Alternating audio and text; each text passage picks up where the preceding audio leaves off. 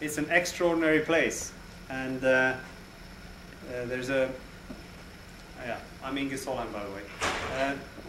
It's an extraordinary place, and like the North Pole, it requires extraordinary efforts to reach the goal, South Pole. And the South Pole and the North Pole become symbols of hardship. And our wounded soldiers and all the expedition members, they are showing us and showing that anything is possible if you really, really want it. But there's no way to achieve anything extraordinary without extraordinary efforts. It's one of the problems in our societies. People think they can get an easy way to something big and extraordinary, but it's impossible.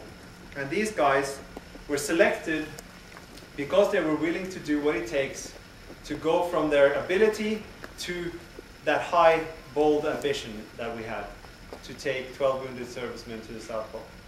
And it was a big challenge for them that they accepted, and a big challenge for us as a logistics organization and as guides to take on this huge expedition. And during the selection we met so many amazing people with stories that made me cry during the selection. It was quite touching I'm a soft guy, but it was quite touching to hear what they've been through, and then still see that they really wanted to do more and still continue to do big things in their life and go the extra mile. And most of them actually wanted to do it for other people, not for themselves, which I found quite powerful. During the selection, we didn't look for the people who were ready to go to the South Pole, because nobody is ready to go to the South Pole tomorrow. It requires lots of training and a mental will and mental attitude to reach it. My good friend Alan Cugger, who was the first guy who reached both the South Pole, the North Pole and Everest, he said that the South Pole requires 90% mental strength and then 60% physical strength. Because 100% is not enough. And I believe him. We pushed people hard during the selection, and I believe in training hard and working easy.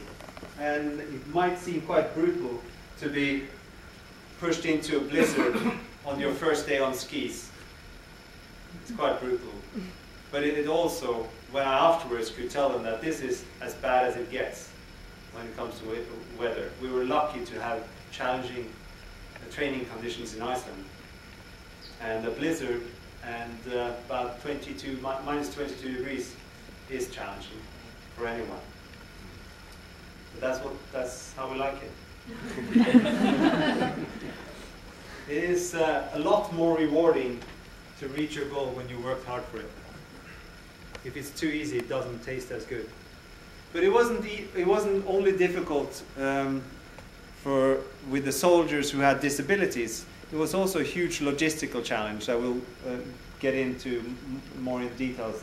I want to leave most of the storytelling here to the soldiers because it was their expedition, and then Ed can sum it up afterwards. But I want to say that these people you see behind here, during our training in Iceland, we didn't only train the soldiers, we trained ourselves, and we trained our logistical operations so that we could work together. Here we have Icelandic support crew, we have doctors, we have camera crew that could train with us, so we get everything to work smoothly. And we couldn't have done it without them, and we couldn't have done it without all our training efforts that was sponsored by our corporate sponsors. And I think we'll have a Q&A later. We usually do. We usually don't sit behind panels like this because they're much better out in the open. But we'll save some of the stuff for the Q&A afterwards. I just want to say that it was a great privilege and an honor for me to be part of this. And when Ed and Simon Daglish asked me 4 years ago now, if it was possible to take wounded soldiers to the North Pole. It took me about 2.5 nanoseconds to say yes, and then I've been struggling with them ever since.